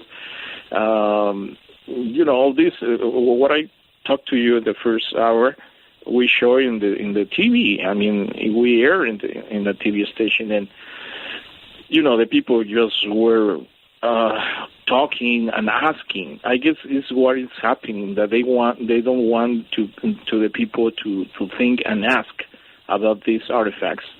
We did another documentary about another expedition, but this channel, this TV station, they just told me that they lose all the information and they couldn't air the documentary. After we went to the jungle in Veracruz, I went to a program that they have, this company. They led me, to show the gold and the piece that we found inside this cave. But after that, they just closed the door, and we don't have any more communication with the media, with this company over there. I don't know what's happening. I don't know if somebody called in and say, you have to stop to show this. But we have found some problems in Mexico when we try to show this to the people. Well, I'm not surprised. Have any government officials reached out to you to tell you, hey, knock it off, cut this out, don't talk about this stuff? No, but they don't want to talk to me either. I mean, I went to the INA, to the Mexican Institute of Archeology, and they don't want anything. I mean, they just say, no, this is fake and goodbye, But they don't want even to see this artifact. They don't want to see, to touch it, to analyze. So it's total indifference with the government. They don't want to see and to do anything with these artifacts right now. Well, that just makes it that much more interesting to the rest of us. I have so many questions for you. We're definitely going to run out of time, and I'm still going to have questions for you. Let's take a few calls, Victor, and see what's on the minds of the people out there. Like I told everybody, the phone lines are open. You're more than welcome to join us here tonight. Victor Camacho and myself. Which, I think this is a rare opportunity. I mean, Victor had to put a replay on his show so he could appear on Midnight in the Desert tonight. Now, you guys know what a big deal it is when Midnight in the Desert has to put a replay on. You know how it is, Victor. So that he did that to appear on this show tonight, that is a big deal to me. Let's make the most of this time that we have with Victor. I'll go here to the phone. On the phone, you're on the air with Victor Camacho. Welcome to the show. Good evening, Heather. Well, good evening. I have a couple questions and a story to tell, Victor. Yes. I'll start with the story. Years ago, when I was dating my wife, I was a younger man. We were in high school. I went over to her house, and I've always been big on artifacts. And sitting on the counter of her mother's house was this little chili grinder. Had 3 little legs made out of lava rock, and it was all dished out. You could tell it had been used a lot. And I just flipped when I saw that. I asked her mom, where did you find this, And she looked at me really funny, and she said, well, I bought it in the store. Well, yeah. I mean, so to my questions, how do you authenticate your engravings? You take a piece of granite that has engravings on it that dates 25,000 years old. You engrave something on it, it's still going to date 25,000 years old, even if it was engraved a day ago. Okay, as you know, the rock can be carbon dated, because this is a rock. You need something organic. Mm-hmm. To do that. So some of these pieces has different rocks on it, like something glued to this main artifact. So what they do in the laboratory is to take out this piece and analyze the adhesive of the glue that was used. So this is organic. Okay, that's smart. This is what is dating. I mean, is what they use it to carbonate dating these pieces. That's why they mentioned that has 16,000 years old. But the rock, they can't do that. They have something organic. Right, so at least we have an approximate dating of the adhesive, the glue that was used. Yeah. Okay, all right. Well, let's bring our caller back, see what he thinks about that. What do you think about that? Well, that's a good way. I mean, if you can find an adhesive that you can date to a certain date, that would work. I mean, look, I get what you're saying. It still doesn't tell us exactly when it was carved, but it does at least tell us when these two stones were glued together, an approximate date. So I hear you. Right, yeah. And you can go down to Mexico and in the tourist areas. I mean, this kind of stuff is big money. I mean, you can find this stuff all over the place that tourists buy it left and right, thinking they're buying original artifacts, and they're not. They're copies. Same thing happens in Egypt. In fact, I have in my living room a copy of an Egyptian artifact. I know it's a copy. It's not really worth much, but it's a copy of an artifact that depicts Nefertiti, and I really am fascinated with her. And since that's kind of the thing that goes on in Egypt, I figured, why bother looking for the real thing? The real thing belongs to the people. I'll go ahead and take the copy. But yes, that kind of thing does go on. And I think that's why Victor, his first thought was, okay, I've got some work to do here. We've got to try and authenticate these and do some research. Yeah, but also when you see these artifacts, they have been made in amazing work. I mean, when you saw a copy and you saw the original, you see the difference. I mean, it is you really can see that the original is the copy is a total difference. It's pretty hard to do these artifacts right now. I mean, they can do it, but they took a lot of time to do it, and also a lot of money to do that. So the copies are totally different to the originals. Well, okay, but I do hear what you're saying there on the line. Caller on the line. I get you. I do. Thank you. Anything else? Any other questions? Any other comments? No, it's just you find thousands and thousands of these, and Victor has thousands and thousands of them. It makes me wonder, are each and every one of those an original, or are they copies? Yeah, it does make a person wonder. Now, he isn't in possession of all of these. He got to view them in somebody's private collection. Oh, I don't have thousands of these artifacts. These are a lot of money. Yeah, I just...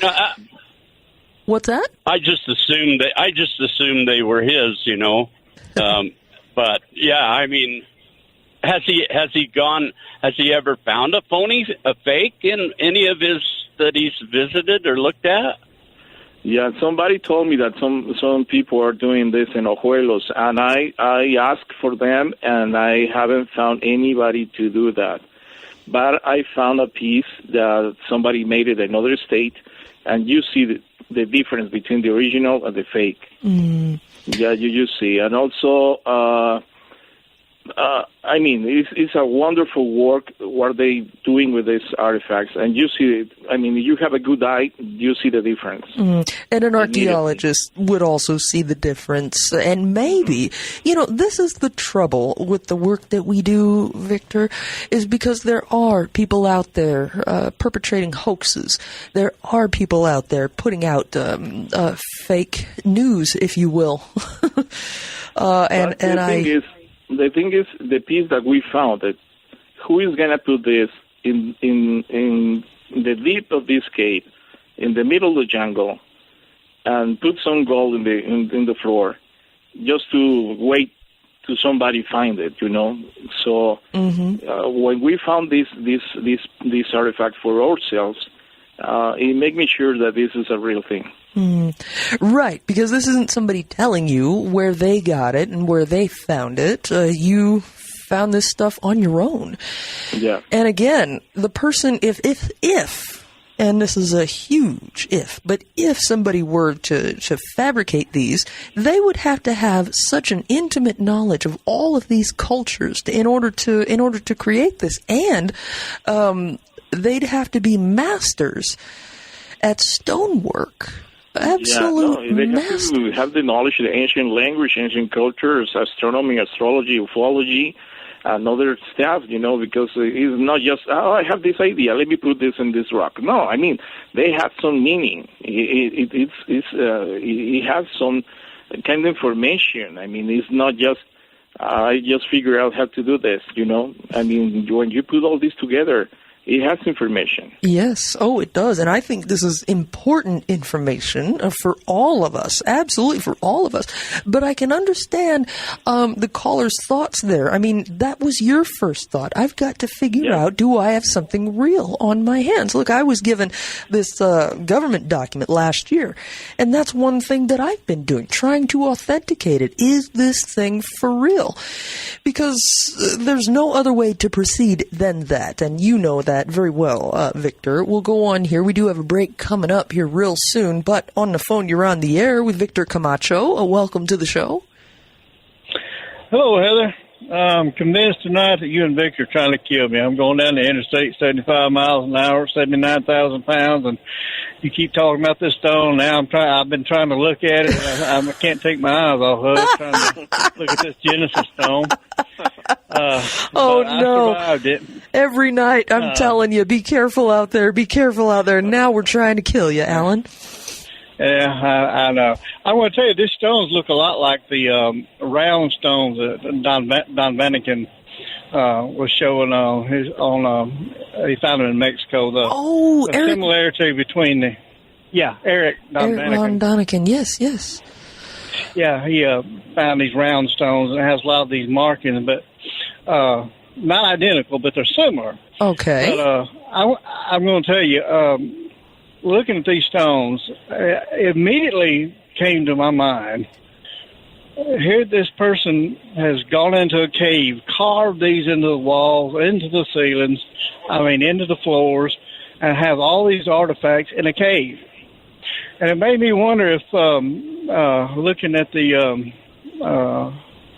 what was the stone? The stone with the two suns? Mm-hmm. The Genesis stone? Genesis stone, yeah. Mm-hmm. I was looking at the Genesis stone, and I'm like, what if these graves took this chief or high priest back to where they come from? Right. That's what he's pointing at. He's showing, and he comes back, and he is just consumed by this. Well, and he's telling everybody and putting this in art form to show everybody what he saw when he was there. And I was just wondering if he had thought about that or what he thinks about that. So what do you think about his question? Do you think perhaps the king depicted in this stone, the Genesis stone, maybe went with the extraterrestrial? That's why it's important to share this, because, two heads think better than one. Right. So maybe they see something that I don't see, and maybe this is what happened in the ancient times. They took to this Tlatoani, this king, to the Zeta Reticuli and take it back, Maybe there's a possibility to mention this. And as I told you, any idea that you have are welcome, because we need to figure out this puzzle. It's a lot of pieces that we need to put together. Is nothing that we can compare with, and that's why it's important to hear any ideas, any comments about this investigation. Mm-hmm. No, I'm with you. In fact, when I brought you on, before we even hit the air tonight, that was the first thing I said to you. I'm so excited always to talk with other researchers in other countries, because this is how we're going to answer the question, by comparing notes. So I want to bring Alan back, because he has stayed on the line, and we've nearly killed him multiple times because he's looking at his phone instead of looking at the road. Alan, Victor says maybe you're right about that. Yeah, I lost you a while ago. I didn't know if you get to pick me back up. Yeah, it's just, it's an idea like everybody else has, and I'm sure other people has thought of it as well. But this is the first time I've got to hear Victor, and I just wanted to let him know. I guess from now on, I'll just consider him the Mexican equivalent to Art Vale. Yeah, I've been thinking that all night. Thank you. I've been thinking about that all night. Yeah.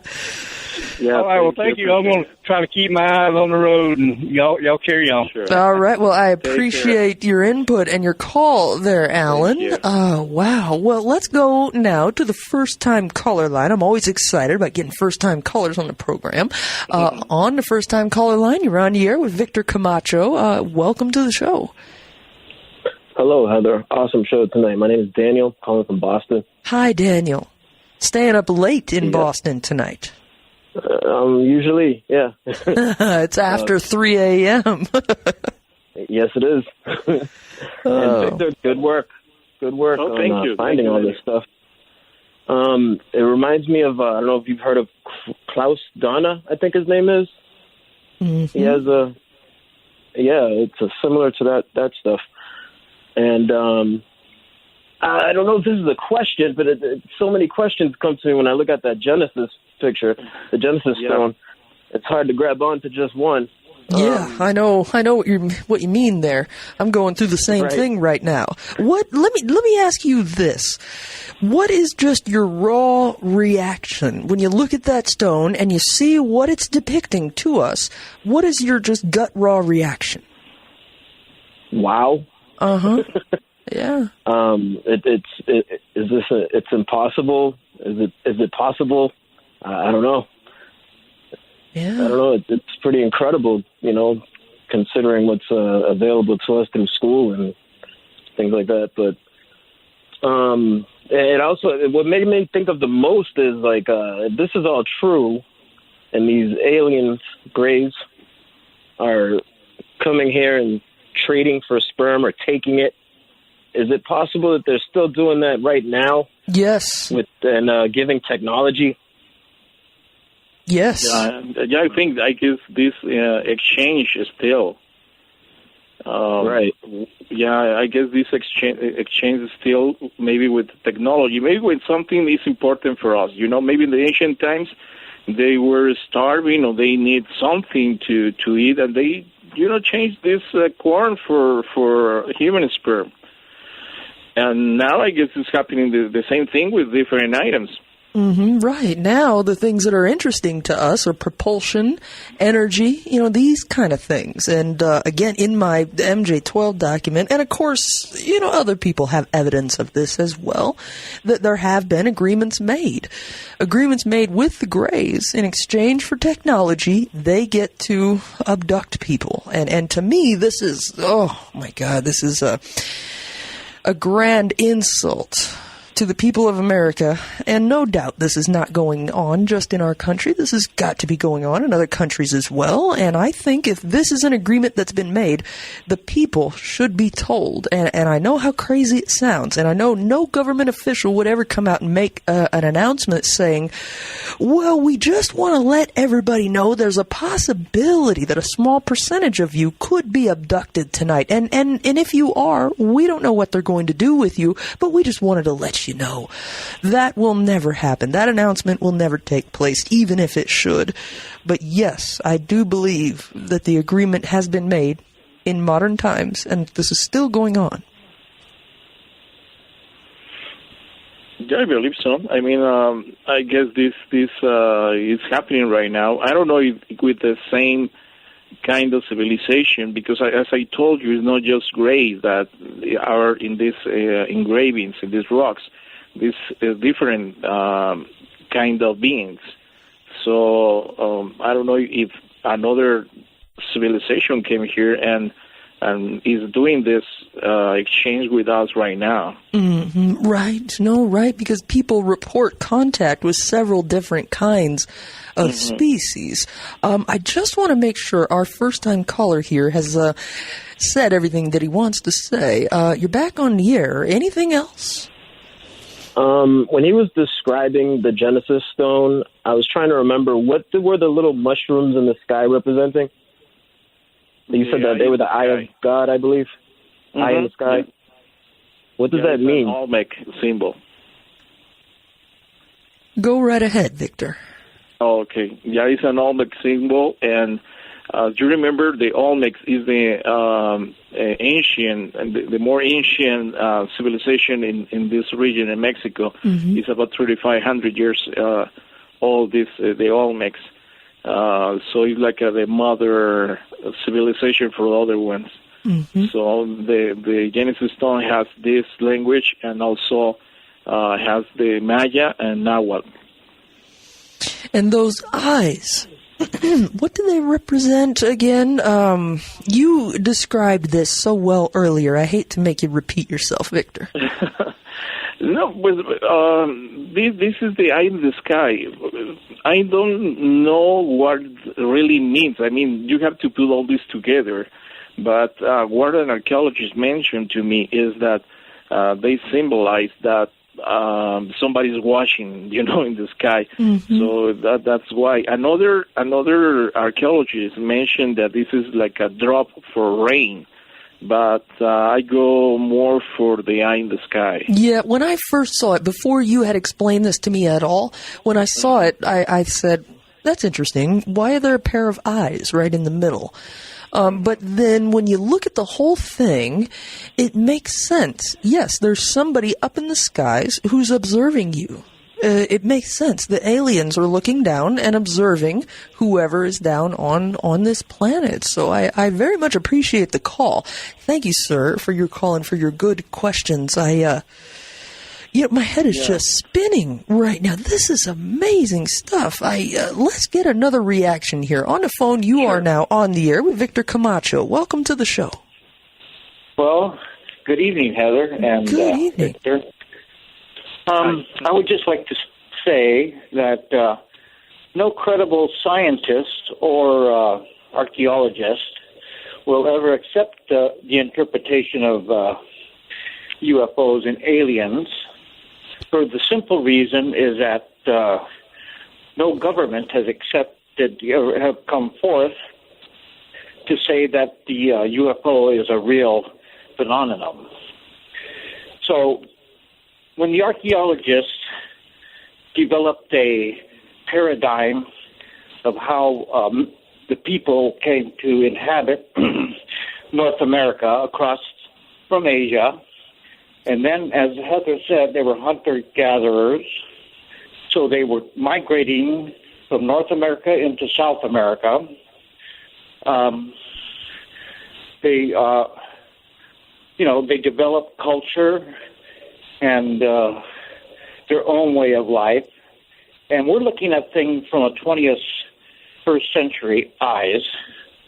And if you go back to 16 or 15,000 years ago, you have to determine what exactly were they doing when they carved this stone, this what you call Genesis stone, and how it relates to what's going on in their lives at that time. Mm-hmm. So until such time when science acknowledges the fact that there are UFOs, then the interpretation of these stones, all archaeologists and scientists would not interpret it as a UFO, even though we know that in all likelihood UFOs exist, and but it would change the whole way archaeologists think about science and the evolution of man. Mm-hmm. So I understand that there are many areas in our culture and science and history that depicts something in the sky, and it makes sense that if anyone is going to spend the time to carve a depiction of something, it would have to be of very important, something that they, that they would view as so important that they need to put it in stone, because it takes a lot of time with tools to actually carve something. Right, and that's taking away from your time dealing with your own survival. So it better be very important if you're going to take the time to carve a stone. No, I hear you're making... None of the points you've made I can argue with. All your points are absolutely valid. But the problem is, the trouble is getting...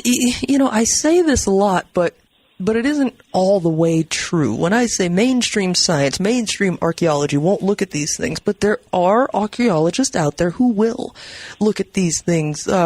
Michael Cremo will look at these things. Laird Scranton will look at these things. I can't even think of everybody out there. I know quite a few of these guys who will take a look at these. Grant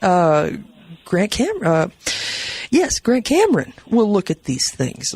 Graham Hancock will take a look. Eric von Daniken. There's a lot of guys who will. But then again, these guys are looked at by mainstream archaeology as a bunch of kooks, even though I know that they are not a bunch of kooks.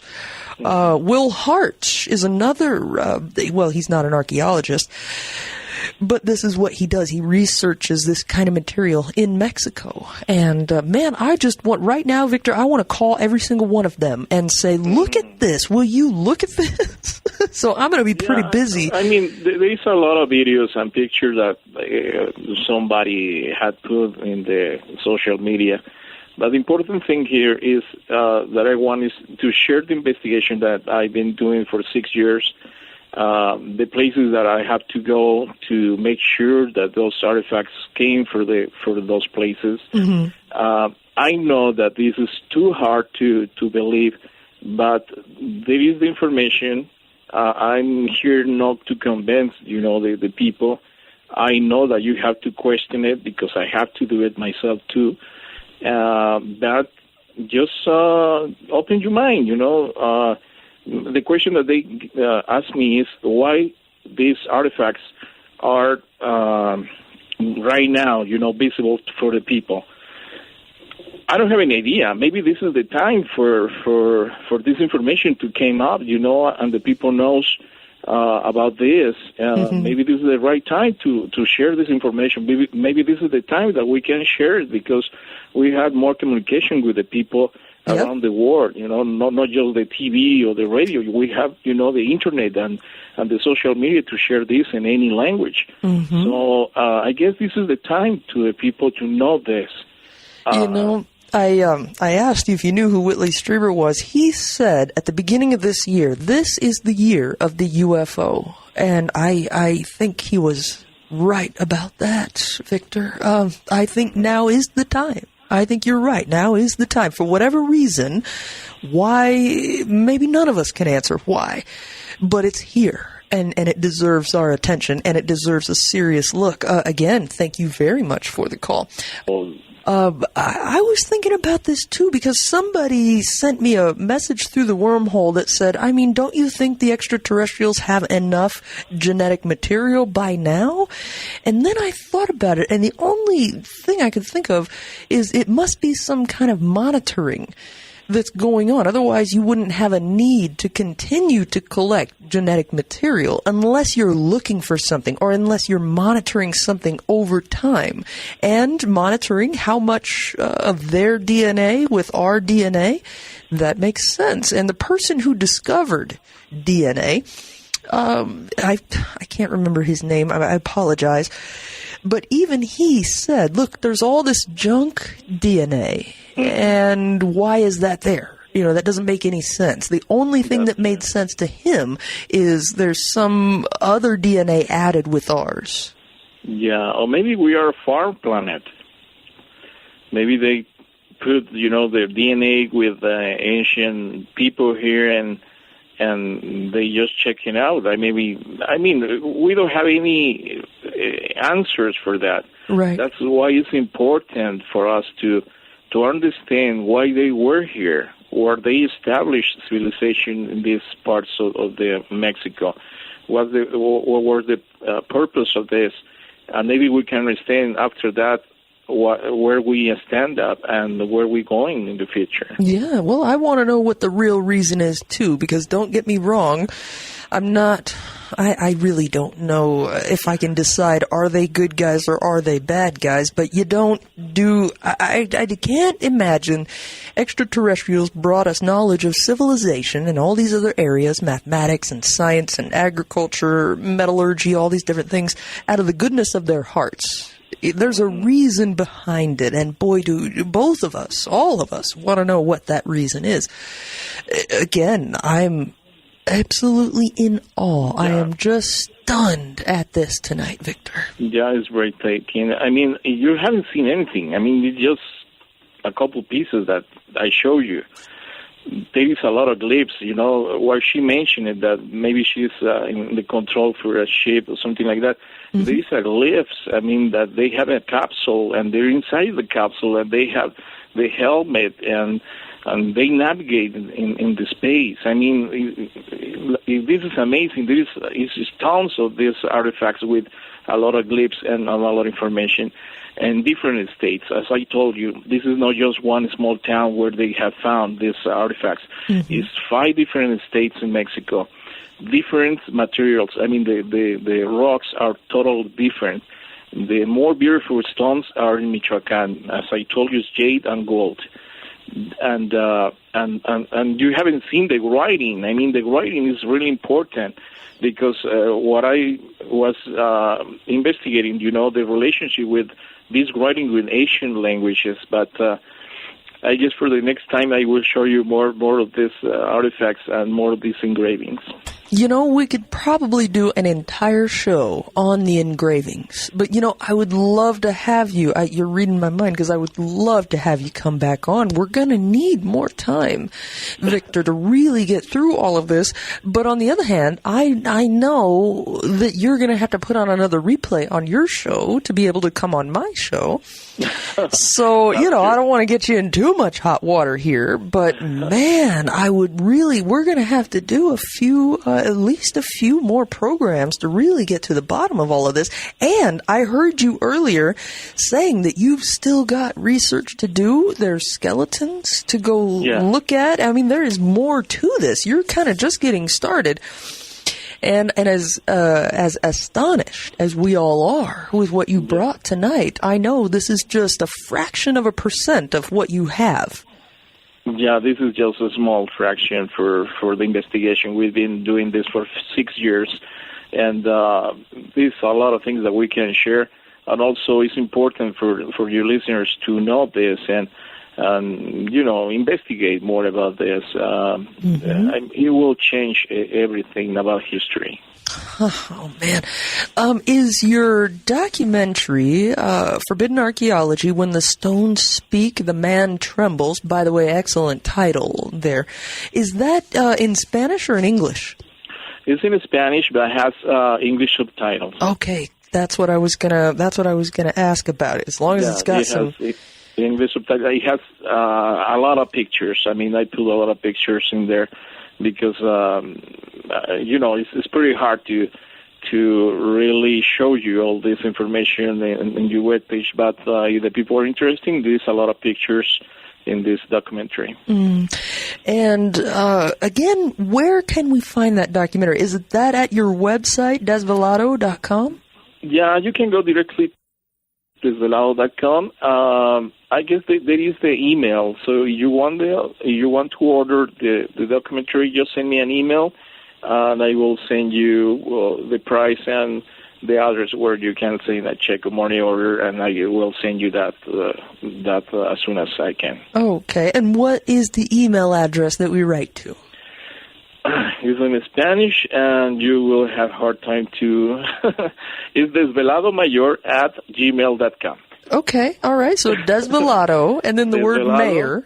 Mayor, yeah, at gmail.com. Okay, well, that's not so hard. Okay. We can probably pull that off, and as long as it's got some subtitles. I mean, I know a little Spanish, but not enough. If you want to practice your Spanish, you can go to our webpage. There is the podcast from our show, or you can listen one in Spanish and one in English, and and practice your Spanish. Yeah, I need to. I really do need to practice my Spanish. Yeah, because this is not just the ancient cultures that established in Mexico. I mean, this is our history. I mean, this is a universal thing. Mm-hmm. Maybe this happened in other places or around the planet. Right. And that's why it's important to let other people know that what happened in Mexico, and maybe this is happening in other places. Yeah, exactly right. Yes, I'm sure in other places maybe there are also anomalous artifacts that stand out, don't seem to fit in. Yeah. And indicate that there was a visitation to Earth a long time ago from somewhere else, from people from somewhere else. So since you brought such excellent material tonight, I want to refer you to something, Victor, that you might enjoy taking a look at. If on midnightinthedesert.com, up in the search bar, up at the top, type in MJ12, and that's going to pull up my an interesting document that I received last year. You might want to take a look at that document. It won't cost you anything. Download the PDF.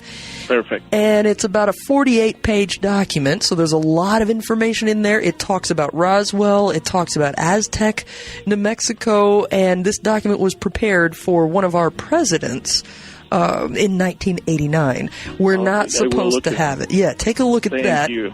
Is just a small thank you from me. I really feel like I owe you a steak and a beer here. But thank you for coming on. I want to have you back on the program, and you are going to be hearing from me in the future. Sure. Thank you very much for the invitation. Thank you for the listeners, and hopefully you like this information. Just investigate more about this, and we'll talk later. We certainly will, Victor. My God, we certainly will.